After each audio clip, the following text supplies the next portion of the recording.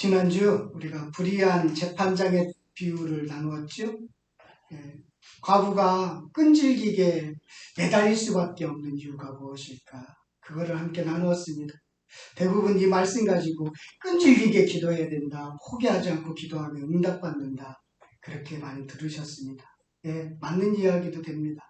그렇지만 우리가 끈질기게 기도해야 되는 이유가 다른 이유가 있다는 것이죠. 과부가 끈질기게 매달릴 수밖에 없는 이유는 그 재판장이 불의하기 때문이었습니다. 웬만해서는 안 들어주었기 때문에 아주 끈질기게 매달렸습니다. 그런데 우리 하나님은 불의하지 않습니다. 자녀의 신음소리조차도 듣는 그런 좋으신 하나님입니다. 아버지 하면 그래 내가 있다라고 바로 응답하시는 분이 우리 하나님이십니다. 그래서 끈질기게 기도하라기보다는 우리 하나님이 누구신가에 대한 비유라고 우리가 지난주 살펴봤습니다. 그래서 기도의 비유보다는 하나님이 누구신가에 대한 비유입니다. 우리가 전전주에 모래 위에 짓는 집, 반석 위에 짓는 집은 우리가 말씀을 그대로 듣고 행하는 자가 반석 위에 짓는 집이라고 했잖아요. 제자도에 대한 그 비유입니다. 그리고 지난주는 하나님은 누구신가에 대한 비유입니다. 그리고 이번 주는 마찬가지로 제자도에 대한 비유입니다. 참 제자가 되기 위해서 치를 대가에 대한 비유입니다. 오늘 말씀 들으면서 여러분들의 마음속에 좀 부담이 있을 수도 있겠습니다. 정말 내가 참 제자가 될 수 있을까? 그런 마음에 찔림이 올 수도 있겠습니다. 우리는 참 제자가 되기를 원합니다. 제자가 되기 위해서 열심히 노력하겠다고 다짐하기도 합니다. 예배에 빠지지 않고 말씀 중심으로 살아가겠습니다라고 그렇게 내가 제자가 되어야 되겠다라고 결심합니다. 한국교회 대표했던 오카노 목사님은 제자 훈련을 통해서 평신도를 깨웠습니다. 한국교회의 선한 영향력을 참 많이 끼치시고 주님의 나라로 가셨습니다. 저도 그 강의를 듣고 성실교회에서 남제자반을 그렇게 가르친 적이 있습니다. 그렇게 가르치면서 그 제자 집사님들이 변하는 모습도 봤습니다. 아, 훈련으로 가능하겠구나. 말씀이 들어가면 변하는구나. 그것을 잠시 묵도하기도 했습니다. 정말 그럴까요? 오늘 말씀을 보면 그거에 대한 의문이 들기도 합니다. 이런 상상을 한번 오늘 말씀 준비하면서 생각해 봤습니다. 예수님이 우리나라에서 교회를 세우셨으면, 목회를 하셨으면 얼마나 큰 교회를 하셨을까? 그런 생각을 한번 해봤습니다. 예수님을 따르던 사람들이 참 많지요. 늘 예수님 주변에는 인산인해를 이루었습니다. 그리고 오늘 본문에도 보면 수많은 사람이 따랐다라고 말씀하고 있습니다. 그래서 예수님이 산상수훈의 말씀을 들려줄 때는 5,000명이나 그렇게 모여들었습니다. 남자들만 5,000명이니까 여자하고 아이들 합치면 좋게 10,000명은 넘을 겁니다. 그래서 예수님이요 12제자들의 훈련을 잘 시켜서 다 사람들에게 등록카드, 교회 등록카드 받아라. 그리고 이들을 목장으로 구역으로 쫙 조직하고요. 그 구역장 세우고 목장 세우고 그렇게 쫙 했으면 예, 잘 오셨습니다. 오늘 꼭 등록하고 가십시오. 예수님 말씀 참 좋으시죠? 예, 우리 교회 좋은 교회입니다라고 막 자랑하면서 사람을 한국 교회식으로 모았다면 예수님은 얼마나 모았을까요? 예, 좋기 10,000명은 넘죠? 10,000명은 넘을 것 같아요. 큰 대형 교회를 이루셨을 것 같아요. 그런데 예수님은 그렇게 하지 않았습니다. 산상수훈의 말씀을 들려주고 그들이 하늘에서 내리는 떡과 물고기를 먹고 나서 그 문제를 해결해 줄 수 있는 예수님을 찾아가서 왕으로 세우시려고 할 때 예수님은 산으로 도망가셨습니다. 그리고 제자들은 빨리 그곳에서 피하도록 하셨습니다. 그렇게 하시지 않았다는 것이죠. 오늘 이 비유를 전하시는 예수님의 모습은요. 평소의 온유한 모습과는 조금 다릅니다. 너무나 정직하고 솔직하고 좀 부담스러울 정도로 그렇게 말씀하시는 모습이 보이고 있습니다. 오늘의 비유의 대상은 25절에 보면 어떤 사람이죠? 수많은 무리들입니다. 제자도 거기에 포함되어 있습니다. 그 사람들이 지금 예수님을 따라오고 있습니다.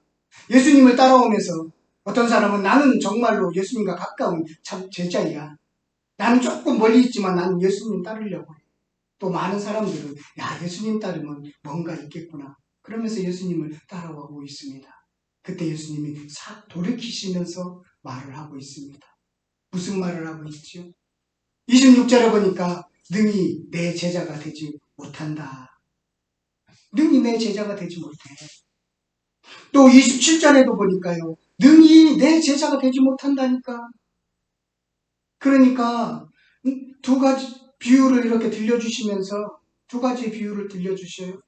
그러면서 잘 생각해봐. 33절에 그러면서 능히 내 제자가 되지 못한다니까. 그렇게 말씀하고 있는 것이에요. 이렇게 세 번이나 반복하면서 능히 내 제자가 되지 못한다고 하셨습니다. 내 제자가 되는 거 정말 쉽지 않을까? 쉽지 않을까? 이런 식으로 하지도 않았어요. 조금의 여지도 없이 강하게 부정하고 있습니다. 능히 내 제자가 되지 못한다. 따르는 사람들에게 찬물을 끼얹습니다. 요즘 말로 하면 이런 이야기예요. 정말 예수 믿으시게요? 정말 교회 다니시려고요? 잘 생각해 보세요. 예수 믿는 거 쉽지 않아요. 등록하려는 사람에게 그렇게 먼저 말을 했다면 어떤 마음이 들을까요? 그보다도 더 강하게 지금 예수님은 말씀하고 계시는 것입니다. 이전에도 이런 일이 있었어요. 예수님을 따르고 싶어요. 어떤 사기관이 예수님, 나 당신을 따르고 싶습니다. 그랬더니 예수님이요. 누가복음 9장 57절에 서기관이라면 지금으로 말하면 한 교수급 정도 돼요. 지식인이에요. 사람들이 존경하는 사람이 그런 사람 교회에 등록하면 얼마나 영향력이 있겠어요? 근데 그분에게 예수님께서 이렇게 얘기했어요. 야, 여우도 굴이 있고 공중에 새도 집이 있는데 나는 잘 집이 없어. 너 나 따라오면 노숙해야 돼. 힘들어. 잘 생각해 보십시오. 쉽지 않을 것. 고생 각오하고 오셔야 됩니다. 나를 통해서 뭐 얻을 것 없어요. 그랬더니요. 그 사람 떠나갔습니다. 지금 이번뿐만 아니라 이전에도 그런 일이 있었다는 것이에요. 정말로 예수님이 이 비유로 오늘 비유를 하신 이유는 정말로 따르지 말라고 하고 싶어서일까요? 아니죠. 바르게 따르기를 원하는 것입니다. 예를 들어서 이렇게 생각하시면 오늘 비유를 들려주신 목적, 그 동기를 좀 알 수 있는데요. 우리 자녀들이 내일이 중간고사인데 공부를 안 하고 있어요. 그러면 막 화가 나죠, 마음속에. 네. 저는 그런 얘기 많이 들었는데 우리 부모님한테 너 그럴 따위로 공부하려면 때려쳐 이렇게 한단 말이죠. 네. 그러면 그게 정말로 때려치라는 뜻일까요? 아니면 지금 들어가서 공부하라는 뜻일까요? 근데 그 학생이 예 알겠습니다. 내일 중간고사 망치고 오겠습니다. 예 부모님 말씀대로 때려치겠습니다. 이제 다른 길을 찾겠습니다라고 대답하면 그 학생은 부모의 말씀을 잘 알아들은 것일까요? 아니지요. 예 알겠습니다. 지금 가서 바로 공부하도록 하겠습니다.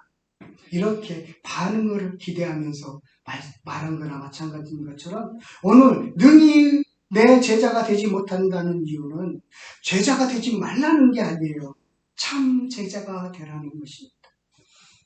수많은 무리로 남아있지 말라는 뜻이에요.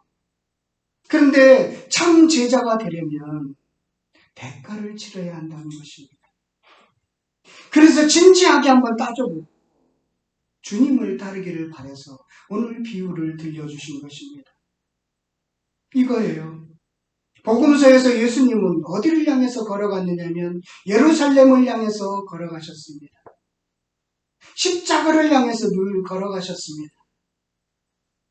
그런데 수많은 무리도 함께 걸어오고 있습니다. 무리는 예수님의 방향이 예루살렘이라는 것, 십자가라는 것을 몰랐습니다. 무리는 예수님이 배불리 먹여주시고 고쳐주시고 치유해 주시니까 덕을 보니까 예수로 인해서 내게 이익이 있으니까 따라오고 있는 것입니다. 서로 목적이 달라요. 기대하는 바가 어긋나 있습니다. 그러면 예수님과 함께 걸었던 예수님이 친히 세웠던 12명의 제자들은 어떨까요? 예, 그들은 예수님이 예루살렘에 올라가는 거 알고 있어요. 근데 예루살렘에 올라가서 혁명을 일으킬 거라고, 나라를 차지할 거라고 생각을 했어요. 지금까지 베푼 많은 기적과 이적이라면 충분히 로마 군인을 물리치고 나라를 되찾을 것이라고, 다윗과 같은 그런 메시아로 그렇게 할 거라고 확신했습니다. 그래서 다윗을 따랐던 군사들처럼 자신들도 이제는 그 혁명을 성공하고 나라를 차지하면 한 자리 차지할 거라고 생각했습니다. 정확히 생각했어요. 그래서 도중에 올라가는 중에 누가 크냐라고 따졌죠. 화를 내며 다투었습니다. 왜냐하면 이것은 분명한 성공이 보장되어 있기 때문입니다. 기대하는 바가 달랐습니다. 그래서 예수님은 지금 무리들과 제자들에게 이 비유를 들려주신 목적이 분명히 밝히고 있는 것입니다. 너희들이 참 제자가 되고 싶니? 그러면 이 세 가지 조건을 충족해야 돼 라고 말씀하고 있는 것입니다. 그 첫 번째 조건이 26절입니다. 우리 26절 말씀 다 같이 한번 읽었으면 좋겠습니다. 함께 읽겠습니다. 시작. 무릇 내게 온 자가 자기 부모와 처자와 형제와 자매와 더욱이 자기 목숨까지 미워하지 아니하면 능히 내 제자가 되지 못한다. 예, 목숨까지 미워한다는 것이 첫 번째 조건입니다.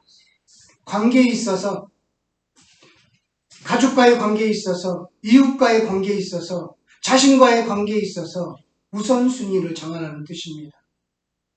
여기서 목숨을 미워한다는 것은 가족이나 자신의 목숨을 하찮게 여기라는 뜻이 아닙니다. 예수님보다 덜 사랑하라는 것이에요. 예수님을 제일 먼저 사랑하고 다음으로 가족과 이웃과 자신을 사랑하라는 것입니다. 우선순위가 바르게 정해져 있느냐? 너 지금 우선순위가 어떤가 살피라는 것입니다. 참 제자가 가장 사랑할 분은 예수님이어야 한다는 것입니다. 예수님 사랑해요. 예수님 사랑해요. 그러면요, 덜 중요한 것은 내려놓게 되어 있습니다. 내려놓는다는 뜻은 사실은 불가능해요. 내려놓음 그렇게 많이 그렇게 하는데요. 스스로 내려놓기 정말 힘듭니다. 내려놓을 수 있는 건 뭔지 아세요? 어린아이들을 보세요. 뭐 하나 쥐고 있는데 자기 마음에 더 좋은 거 있으면 이거 놓고 그거 잡아요. 예수님을 사랑해 보십시오. 그러면 자기가 잡고 있는 거 놓게 되어 있습니다. 그것을 말하는 거예요. 예수님을 정말로 사랑하는 사람은 그토록 붙잡고 있었던 가족이나 자기 자신까지도 내려놓을 수가 있는 거예요. 그것을 말하고 있는 것입니다. 그러면 예수님을 사랑하면 가족이나 자신과 이웃을 하찮게 여기는가요? 그렇지 않다는 것이지요. 예수님 정말로 사랑해 보십시오. 그러면 신비한 일이 일어납니다. 왜냐하면 그전보다 더 가족을 사랑하고요. 그전보다 더 이웃을 사랑하고요. 그전보다 더 자신을 사랑하게 되어 있습니다. 예수님을 더 사랑하면 더 그 사랑이 넓어지는 것입니다. 이것이 신비입니다. 그런데 반대로 가족밖에 모르고 나밖에 모르면 관계가 나빠집니다. 자기밖에 몰랐던 제자들은 높아지려고 싸웠지요. 자기밖에 모르는, 자기 가족밖에 모르는 지금 사람들의 모습을 보십시오. 얼마나 다툼이 심합니까? 참 제자는 모든 관계에 있어서 우선순위가 예수님 사랑해요입니다. 그럴 수 있니? 라고 묻고 계십니다. 참 제자는 이 순서가 정확해야 된다 라고 가르쳐주고 있어요. 두 번째 조건은 27절입니다. 우리 27절 말씀 다 같이 한번 읽도록 하겠습니다. 시작. 누구든지 자기 십자가를 지고 나를 따르지 않는 자도 능히 내 제자가 되지 못하리라. 이것은 삶의 목적에 대해서 이야기하는 것입니다. 삶의 목적이 예수님과 같아야 한다는 것입니다. 예수님은 십자가를 향해서 가고 있습니다. 그리고 십자가를 지실 것입니다. 참 제자의 삶의 목적은 바로 십자가를 향하여 걸어가는 인생이어야 한다는 것입니다. 그래서 자기 십자가를 지고 가는 거예요. 자기 십자가 하면 대부분 이런 말을 합니다. 자기가 힘든, 자기가 돌봐야 되는 사람이나 일이라고 그렇게 말을 합니다. 그것은 자기 십자가가 아닙니다. 그것은 그 사람은 나를 연단하고 나를 다듬기 위한 하나님이 보내신 선물, 도구일 뿐입니다. 그것은 자기 십자가가 아닙니다. 그 사람이 없으면 내가 다듬어지지 않기 때문에 그 사람을 옆에 두고 있는 것입니다. 그 일이 없으면 내가 엉뚱한 길로 갈까봐 그 일을 주고 있는 것입니다. 그것은 자기 십자가가 아니에요. 자기 십자가는 죽는 겁니다. 옛사람이 죽고 옛 자아가 죽고 옛 기질이 죽는 것입니다. 내 야망이 죽고 내 목적이 죽고 내 방향을 버리는 것입니다. 자기가 영광받는 것, 높아지는 것을 바라지 않는 것입니다. 타인을 위해서 죽는 것이 자기 십자가입니다. 그래서 예수님 때문에 손해보는 것이 자기 십자가입니다. 사회는 다 그래. 아니, 나는 그리스도인이야. 나는 그리스도인의 양심에 따를 거야. 그렇게 따르는 것이 자기 십자가입니다. 고통과 박해가 있을 걸 뻔히 알면서도 쫓아가는 것이, 그 길을 걸어가는 것이 자기 십자가입니다.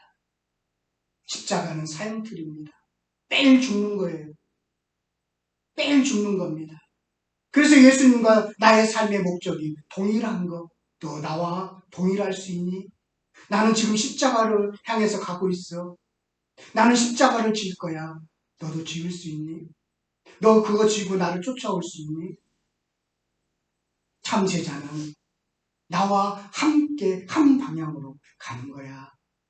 목적에서 인생의 목적이 나와 같아야 되는 거야.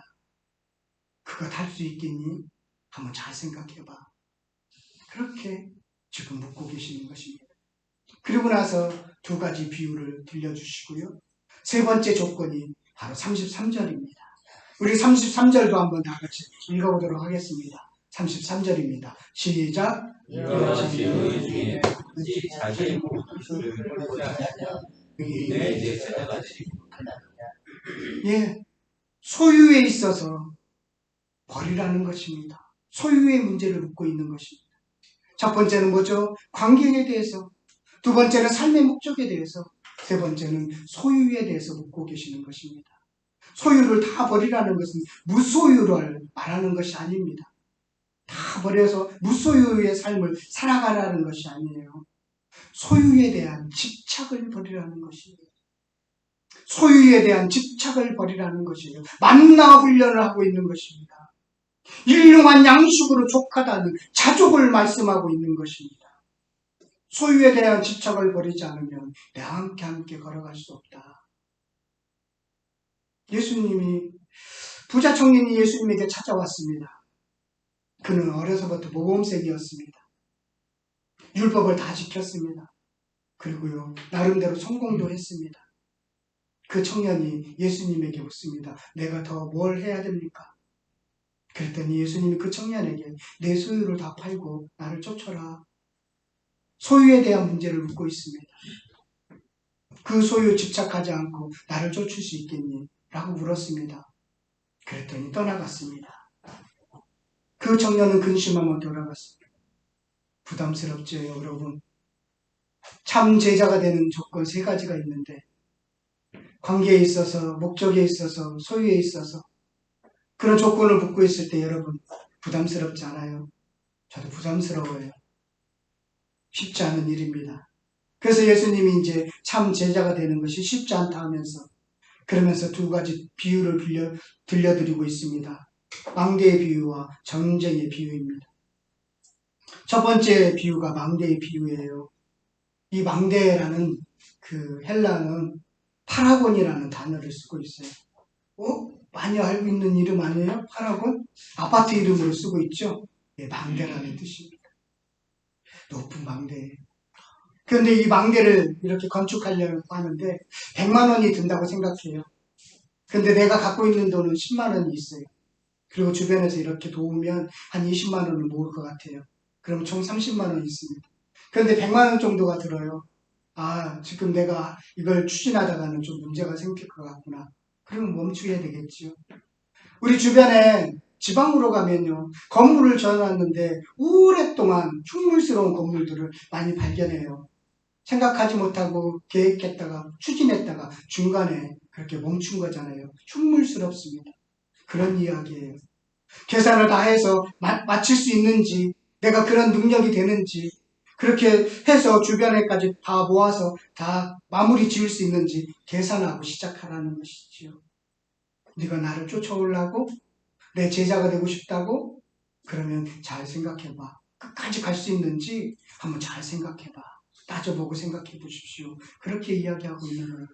그 세 가지 조건을 내가 충족하고 쫓아갈 수 있는지 잘 따져보고 따라오라는 것입니다. 두 번째, 전쟁의 비유입니다. 무슨 일인지 몰라도 전쟁을 치르게 되었습니다. 우리 군사는 2만 명이고 지금 적군의 군사는 2만 명입니다. 숫자적으로 열세예요. 그렇다면 우리는 그러나 전략이 있고 좀 이길 만한 어떤 능력이 있어서 무기가 있어서 싸울 만하면 싸우겠지요. 근데 전략도 비슷하고 근데 숫자적으로 열세면 지금 위치도 별로 안 좋다면 어떻게 해야 되겠죠? 이거 싸우나 마나 질 것 같으면 사신을 보내서 확친해야 되겠죠. 그 이야기입니다.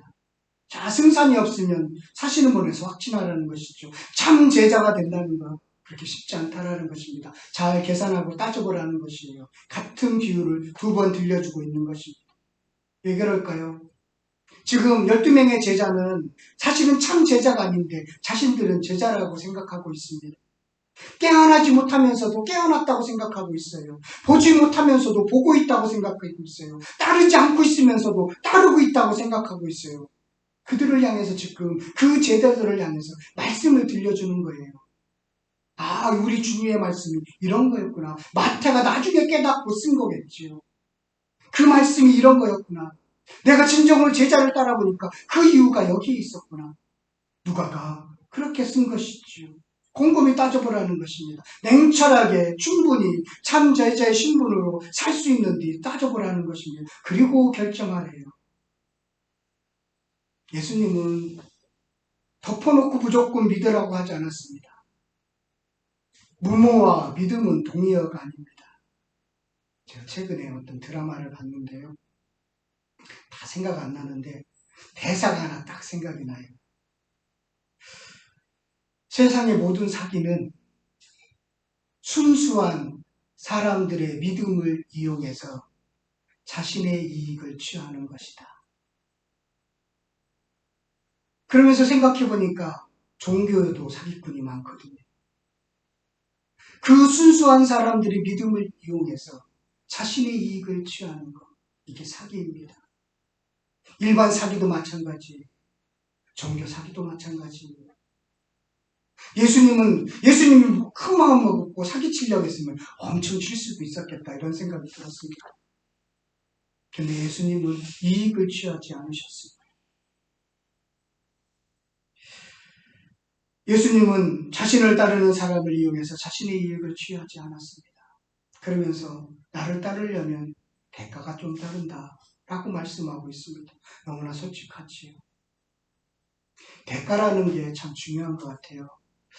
사울과 다윗은 많이 비교 대상이기도 합니다. 사울은요, 왕이 되는데 대가를 치르지를 않았어요. 참 편하게 왕이 됐습니다. 그런데 왕이 된 이후에는요, 불림했습니다. 은혜를 받았는데 안중이 없게 되었습니다.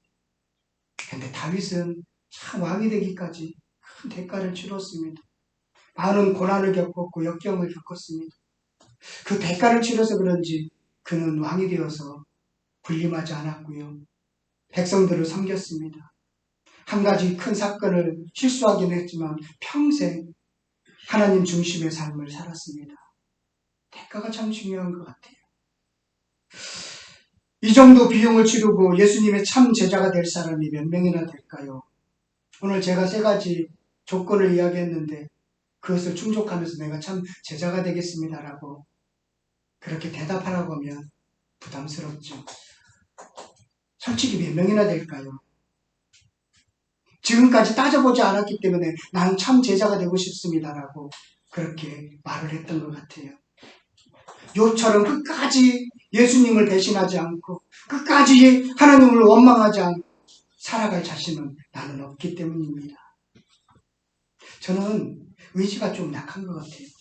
좀 먹는 데 있어서는 더 약한 것 같은데 저는 늘 낮에는 이런 결심합니다.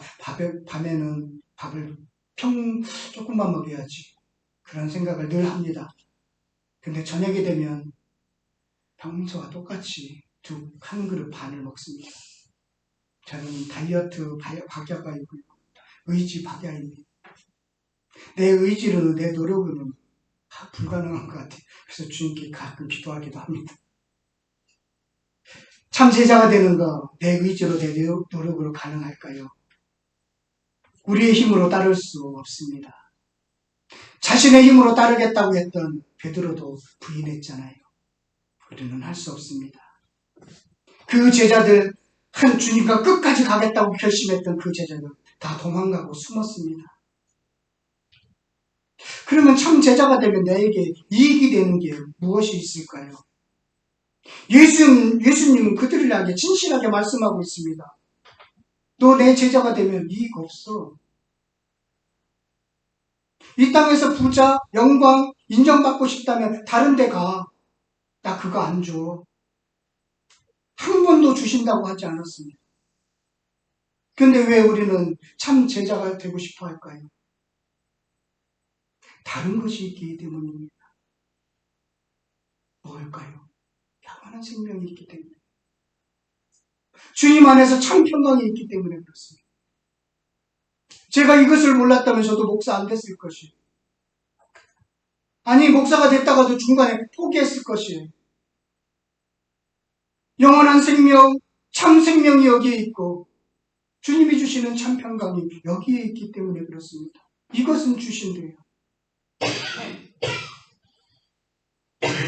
그러면서 이렇게 말씀하십니다. 그래도 나를 따를 것이니. 그러면 너에게 준 십자가 지고 잘 따라오기를 부탁한다. 그러면 우리는 이렇게 반응해요. 주님, 저는 못합니다. 제 힘으로는 못 갑니다. 저는 의지 박야입니다. 그러면서 이렇게 기도합니다. 성령님 도와주세요. 성령이 생명 안에 충만하게 해주세요. 순종할 수 있는 능력을 주세요. 주님, 저는 못하는데 성령님께서 능력 주시면 조금씩 걸어갈 수 있을 것 같아요. 부딪히며 넘어지며 일어서면서 그 길 걸어갈 수 있어요. 성령님, 저를 도와주세요. 저는 제 자신의 힘으로는 못합니다. 제가 여기 십자가를 지고 따라갈 수 있도록 성령님 도와주세요. 함께 해주세요. 그래서 나도 참 제자가 돼서 마지막 그 길까지, 주님이 있는 그곳까지 가기를 원합니다. 성령님 도와주세요. 라고 할 수밖에 없는 것입니다. 그렇게 기도하면서 가는 것이 참 제자의 길입니다. 그러면 점점 아까 말씀드렸던 세 가지의 조건은 지금은 내가 지킬 수 없지만 어느 때인가 보면 지켜가고 있더라는 것입니다. 그 조건을 충족시키며 가고 있더라는 것입니다. 그것을 발견하면서 내가 지금 걸어가고 있네. 나는 힘이 없고 능력이 없는데 어떻게 걸어가고 있었지? 우리 성령님이 나를 도와주셨구나. 내가 갈 수 있도록 인도해 주셨구나. 라고 고백하는 것입니다. 오늘 비유는 이에 대한 말씀입니다. 여러분, 오늘 비유의 말씀 보고 이렇게 적용했으면 좋겠습니다. 따져보고 따릅시다. 한번 따라해보세요. 따져보고 따릅시다. 따져보고 따릅시다.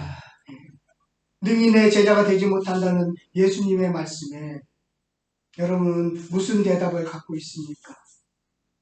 저는 이렇게 대답합니다. 저는 못합니다. 도와주세요. 매일 고백합니다.